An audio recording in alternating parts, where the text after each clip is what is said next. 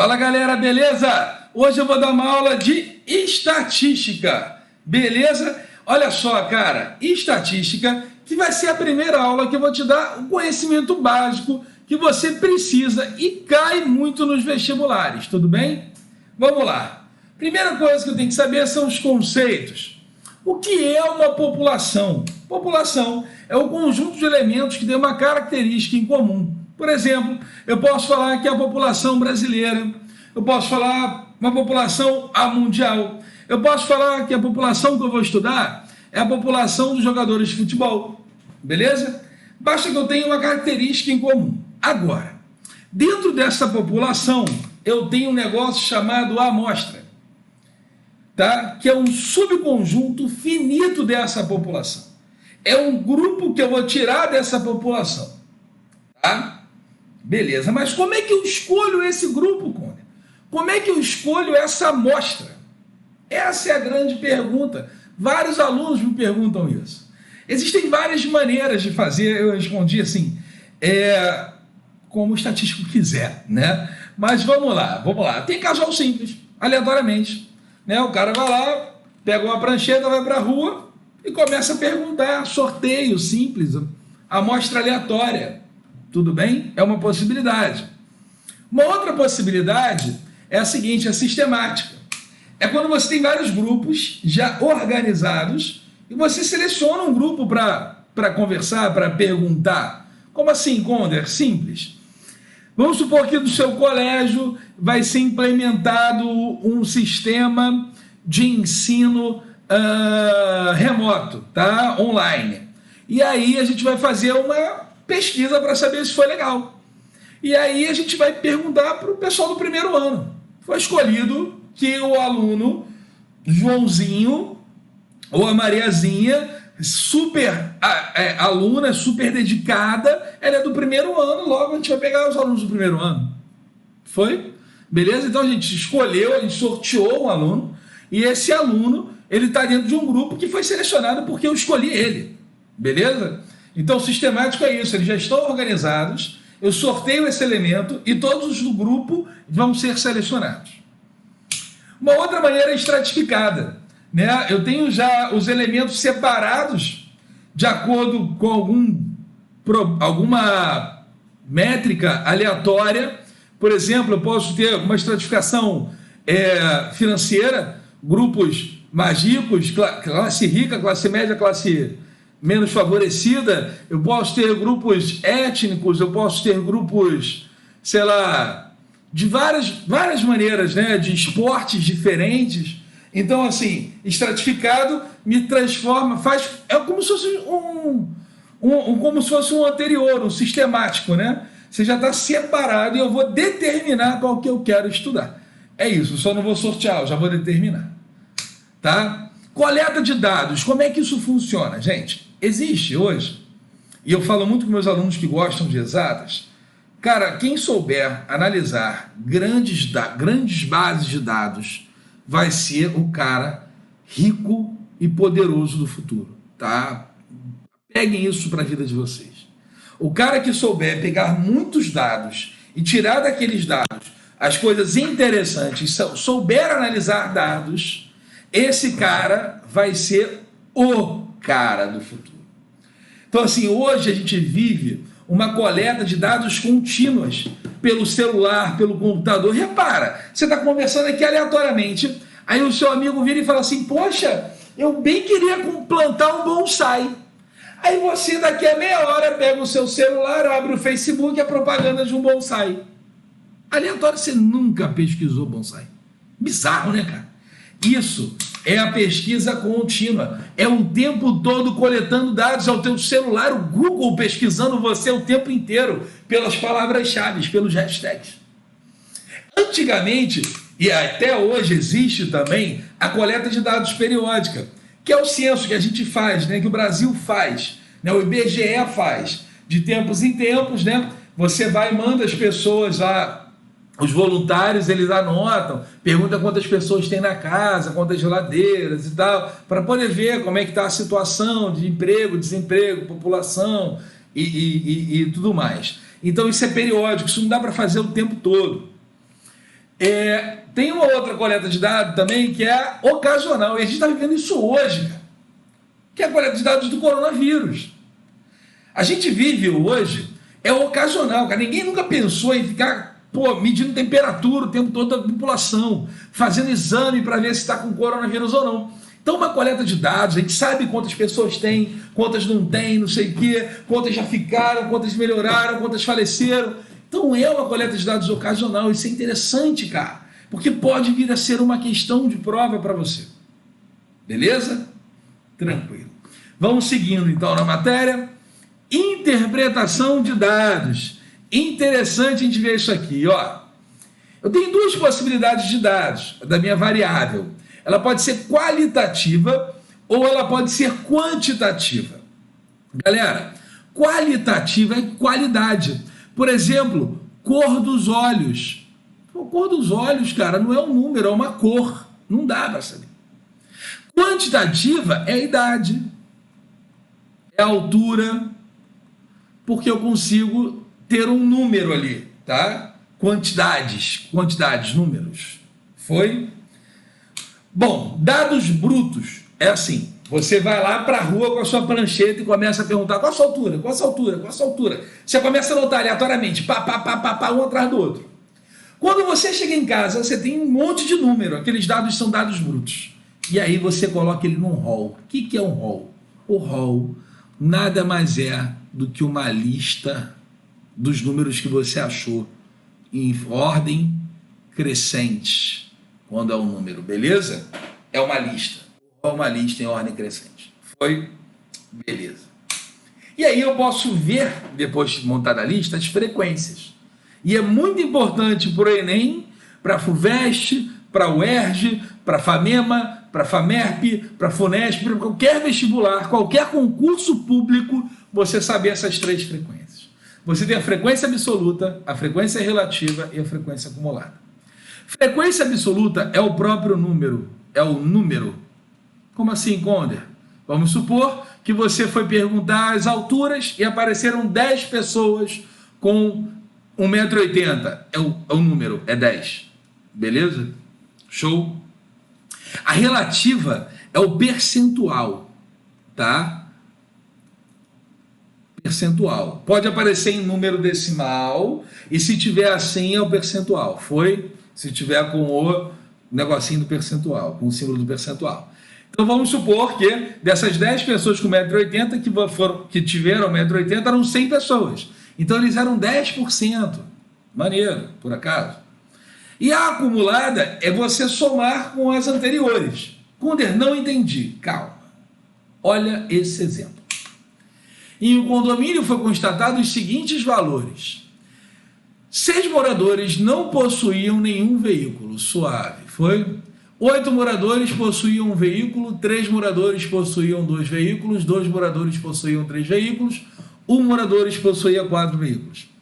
Isso aqui são os seus dados brutos. Foi ou não? Dado bruto. Aí você vai botar num rol. Como assim, cara? 6 moradores possuíam nenhum veículo. 0, 0, 0, 0, 0, 1, 2, 3, 4, 5, 6 zeros. 8 possuíam um veículo. 4, 5, 6, 7, 8 uns. 3 moradores possuíam 2 veículos.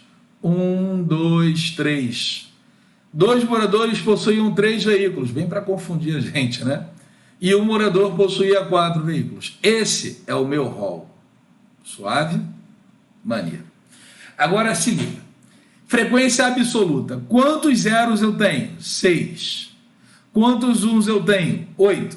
Quantos 2 eu tenho? 3. Quantos 3 eu tenho? 2. Quantos 4 eu tenho? 1. Total de 20 carros. Frequência acumulada. Vamos vir para cá. 0 carros, 6. 1 carro é 8. 8 mais 6, 14. Eu vou somar com os anteriores. 2 carros, 3. 3 mais todo mundo que está em cima, mais o 14, 17. 2 mais o 17, 19. 1 mais o 19, 20. Aqui embaixo tem que dar igual ao total daqui. Beleza? E a relativa é aquela que eu falei que era o percentual, né? Pode tanto aparecer com percentual, como pode aparecer com um número decimal, cara. Olha aqui. Beleza? E aí, Conder, como é que funciona? É simples. São 6 carros, num total de 20. 6 dividido por 20 é 30%. 8 carros em 20. 8 dividido por 20 é 40%. É só fazer a conta do número absoluto pelo total. Você vai achar o percentual. Ficou claro? Beleza? Olha outro exemplo. Observe os dados brutos das alturas de um grupo de 80 pessoas. Essa questão aqui é a maneira para a gente ver o seguinte. Repara que a altura é diferente do número de carros. Porque ou você tem um carro, 2 carros, 3 carros, 4 carros. Ninguém vai ter 200 carros. Ninguém é Cristiano Ronaldo. Não é isso? Então, assim, 4 carros já é bastante coisa. Mas a altura é uma variável que é muito quebrada, né? Porque você tem 1,61 m, 1,62 m, 1,63 m, 1,64 m. Imagina se eu fosse montar uma tabela com 100 pessoas. A probabilidade dessa tabela ter tipo 80 linhas é muito grande.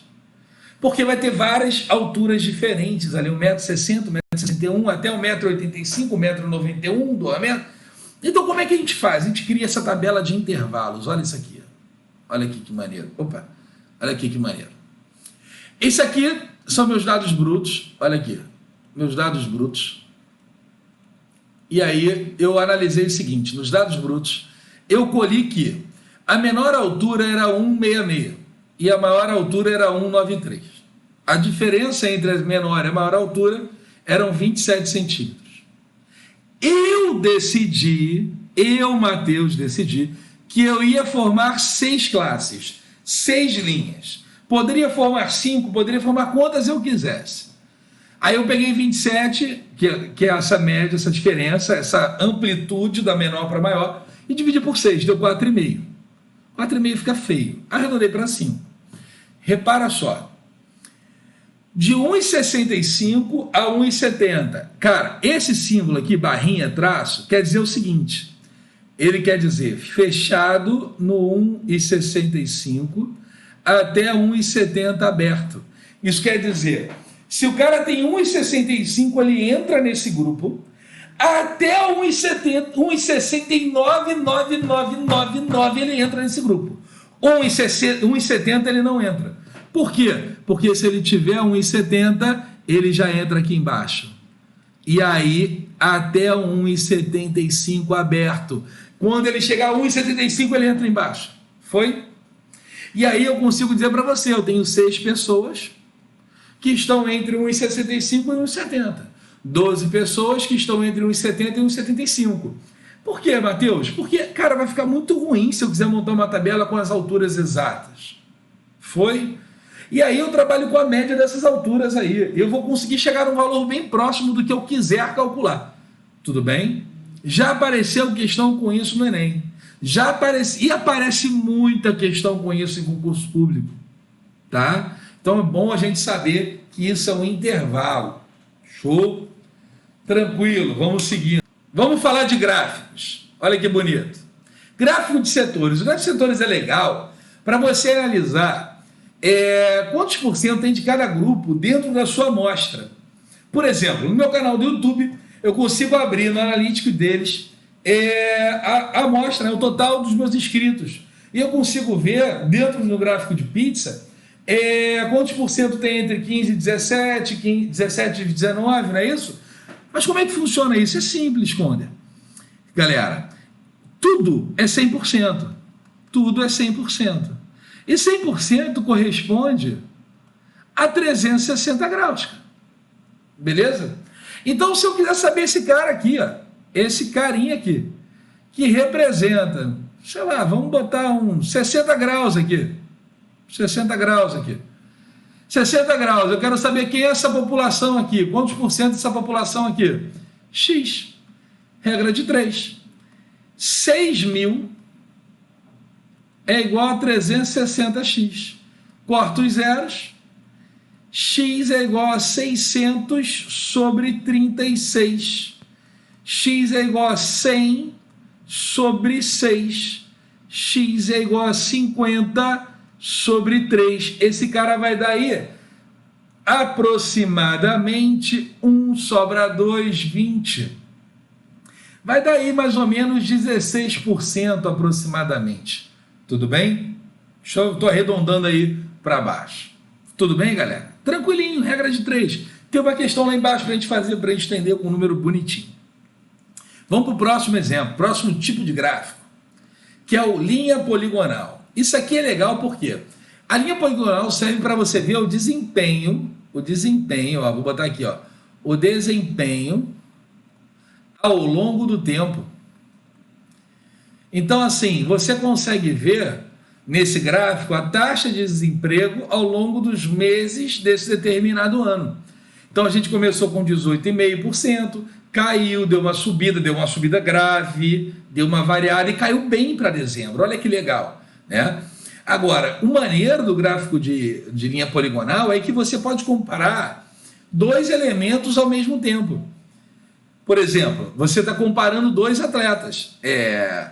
Você, na época de ouro do Renato Gaúcho e do Romário, a gente poderia fazer uma linha poligonal do número de gols a cada rodada deles e ver como é que eles estavam variando ao longo do ano.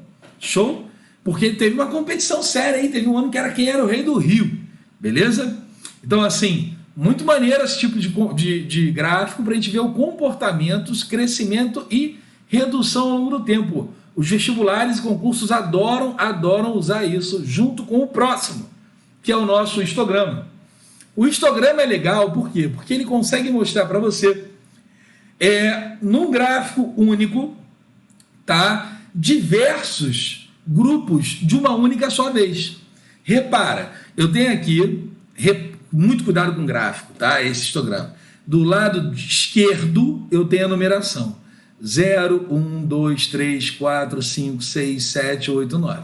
Em muitos histogramas, tem uma outra numeração, uma outra escala. Podia ser tipo 0, 10, 20, 30, 40, de 10 em 10, entendeu? Então, assim, ele pode ter duas escalas, uma na esquerda e uma na direita. Você tem que ter muito cuidado. Tem um exemplo aqui embaixo para a gente fazer, com uma escala na esquerda e uma na direita. A gente vai ter que analisar isso com calma. Então, olha só que legal. Eu tenho uma barra aqui, ó, que vai até o 8, até aqui a linha do 8. Então, de 1 até 15 anos, eu tenho 8 pessoas. De 16 a 30, eu tenho 7 pessoas. De 31 a 45, eu tenho 6 pessoas. E assim vai. Tudo bem? Vamos lá. O próximo é o polígono de frequências. Esse eu já vejo mais em concurso público. Não vi ainda em concursos de vestibular. Que é o seguinte, é você ligar uma linha poligonal a partir dos pontos médios do seu histograma lá. Tá? Conde, para que isso serve? Nas próximas aulas de estatística, que eu vou gravar nas próximas semanas, eu vou mostrar bem isso. Isso dá para fazer umas coisas bem legais, mas agora eu só queria te mostrar que isso existe. Ponto. Galera, pictograma. O Enem tem aproveitado muito isso. E eu acho interessante você ver por quê. Porque os jornais televisivos, as propagandas, as notícias que você lê na internet, os canais de YouTube, as provas, elas têm apostado muito nos pictogramas, que é lúdico. Olha que legal, cara. Imagina você conseguir ler isso. Ele fala para você o seguinte: uma árvorezinha equivale a 32 mil hectares. Em 2003, 1, 2, 3, 4, 5, 6, 7, 8, 9, 10, 11, 12, 13. Então seria 13 vezes 32 mil hectares. Aqui seria 1, 2, 3, 4, 5, 6, 7, 8, 9, 10. 320 mil hectares. Aqui só seriam 4, né? Então seria aí 64, 128 mil hectares. Agora, olha que interessante, esse é 2,5. É 64 mais 16, são 80 mil hectares. E esse é só meia, esse é só 16 mil hectares. Então, assim, é muito legal porque ele pode dar um pictograma, que é uma imagem, né, um gráfico com imagem ali, lúdico, na prova do Enem, inclusive na prova que vai ser no computador, não é isso? Então, assim, essa prova informatizada do Enem, que agora me fugiu o nome completamente, digital, o Enem digital, Pode vir assim, com vários gráficos em pictogramas, né? Bem possível isso. Tudo bem? Beleza. Galera, agora exemplos do Enem. Vamos lá.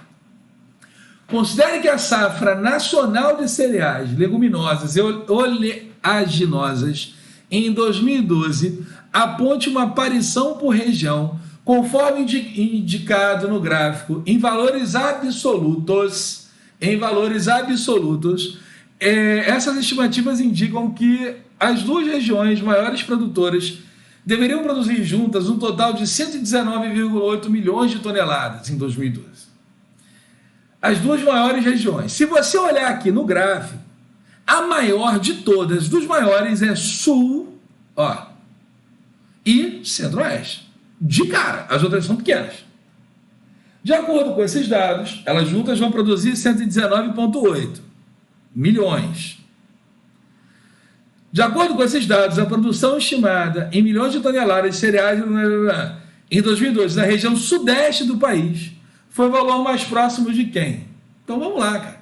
Isso aí é o seguinte, ele vai jogar ali para se fazer duas regras de 3. Ele falou para você que 37,2 mais 38,3, se eu somar 5, vai dar 15, vai 1, 6, 7, 75,5% da produção é 119,8. Show de bola? Então, olha só, 0,755 da produção total é igual a 119,8 milhões, tá? Tudo em milhões, beleza? Vamos lá. Então, x é igual a 119,8 sobre 0,755. Cara, esse número é muito, muito, muito feio. Eu vou roubar. Vamos ver se vai dar certo. Eu vou arredondar esse cara aqui para 120 e esse cara aqui para 0,75. Por quê? Porque 0,75 é 3 quartos. Então, esse cara vai dar 120 sobre 3 quartos. O que vai dar 120 vezes 4 terços. Porque você inverte a base. Simplifica aqui, dá 40. Você vai achar que x é igual a 160. Tudo bem? Eu quero saber a produção do Sudeste. No Sudeste é 11,4%. Então, vamos lá. 160 vezes 11,4%. Você vai pegar o 1,6 e multiplicar por 11,4. Que é isso, Conder? O 100 voltou 2 casas decimais aqui. Vamos fazer essa conta aqui, devagarzinho, como quem não quer nada.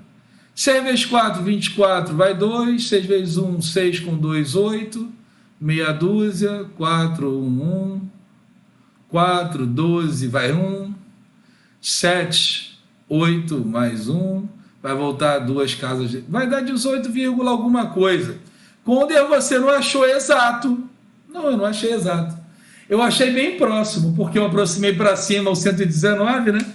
Isso, galera, chama maldade. Matemática de rua. Não conhece? Clica no card, filho. Isso é maldade, tá? Vamos seguir. Vamos fazer mais uma. O cultivo de uma flor rara só é viável. Deixa eu ver se está gravando aqui esse negócio. O cultivo de uma flor rara só é viável se do mês do plantio para o mês subsequente o clima da região possuir as seguintes peculiaridades: a variação de nível de chuvas, pluviosidade, nesse mês não for superior a 50. A variação do nível de chuvas nesses meses. Vamos lá. O cultivo de uma flor rara só é viável no mês do plantio para o mês subsequente, para o mês seguinte, se a variação não for maior que 50. A temperatura mínima nesses meses for superior a 15. Beleza. Ocorrer nesse período um leve aumento não superior a 5 graus da temperatura máxima. Um floricultor, pretendendo investir no plantio dessa flor em sua região, fez uma consulta a um meteorologista que ele apresentou esse gráfico. Olha o que eu te falei. Você tem o histograma, que são as barras, você tem aí o de linha poligonal, né? Com o histograma com duas medidas, uma na esquerda e uma na direita, cara. Então vamos devagar. Repara sempre nisso aqui. Você tem temperatura na direita, pluviosidade na esquerda. A pluviosidade são as barras, a linha contínua é a temperatura máxima, a linha pontilhada é a temperatura mínima. Primeiro passo: janeiro, fevereiro, agosto, novembro e dezembro. Maio está fora, junho está fora, janeiro, fevereiro. Vamos lá, vamos só marcar aqui, ó, janeiro, fevereiro, agosto. Vamos ganhar tempo, né, gente? Novembro e dezembro. O resto eu vou cortar. Para que eu vou ficar analisando todos eles? Não vou perder esse tempo. Tudo bem? A temperatura mínima tem que ser superior a 15. Temperatura. Foi? Em fevereiro, a temperatura mínima é maior que 15. Ok. Em janeiro, ok. Em dezembro, ok. Em novembro, ok. Opa. Em agosto, ok. Beleza. A diferença, vamos lá. Então, beleza. Esse caso aqui não me ajudou em nada. A variação do nível de pluviosidade nesses meses não for superior a 50. Não for superior a... Caraca, peraí. Não for superior a 50. Então, vamos lá. De agosto para cá foi muito maior que 50, que ele está no 50 e vai para 150. Então, agosto está fora. Beleza. E marcou ali já janeiro. Mas vamos voltar aqui. Vamos fingir que a gente não viu. Agosto está fora. Então, corta aqui. Novembro. De novembro para dezembro aumentou menos de 50. Beleza. De dezembro era mais de 200. Em janeiro era menos de 150. Opa, dezembro está fora. Então, dezembro está fora. De janeiro para fevereiro foi menos de 50. De fevereiro para março foi menos de 50. Suave. Então, aqui já resolveu. Agora é o seguinte. Ocorreu nesse período um leve aumento não superior a 5 graus de temperatura. De janeiro para fevereiro não teve um aumento. Teve um aumento, mas não foi de 5 graus. Não chegou. De fevereiro para março teve uma redução. Então, fevereiro está fora. Tem que ter um aumento, não pode ter uma redução.